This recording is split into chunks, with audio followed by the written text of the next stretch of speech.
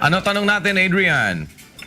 Tanong ko lang po sana, yung po kasing misis ko, 4 years na pong hindi nakakahulog sa SS. Tatanong ko po sana kung may makukuha pa rin po bang benepisyo.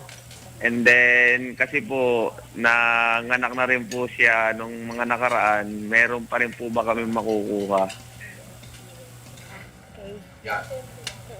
Balik sa pagbabatayan natin yung hulog niya, 4 years na nahinto. So wala siya makukuha maternity benefit. Pero yung hulog na yung magagamit niya for future other benefits na gusto niyang makuha. Kasi sa maternity, dapat may at least 3 months within 1 year. Tapos prior dun sa panganganak niya, yung semester ng panganganak. So sana within 1 year, last 1 year, meron siyang at least 3 months bago yung panganganak niya.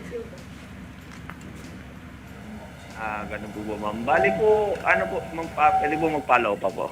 Yes, Ma'am, yung po kasi paano pa po ba siya ma-activate? Halimbawa po, para po maging updated siya ulit. Okay. Para sa next na anak, Ma'am Beth. Oo, pwede na for the future.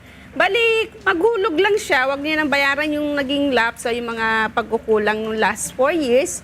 So, umpisa sa ulit ng July. Pwede niya quarterly pa. July, August, September. October 10, pwede niya bayaran. O yung July, pwede niya pabayaran hanggang August 10. Or depende sa end ng SSS number niya. Yung last digit. Pag 1 and 2 kasi, every 10 of the following month. Tapos, ang 3 and 4, 15. 5 and 6, 20. 7 and 8, 25. Tapos, 9-0, every katapusan. Adrian, wala bang trabaho yung asawa mo? Bali, housewife po. Housewife. So, voluntary payment no, Ma'am Beth? Tuloy na lang yung as voluntary.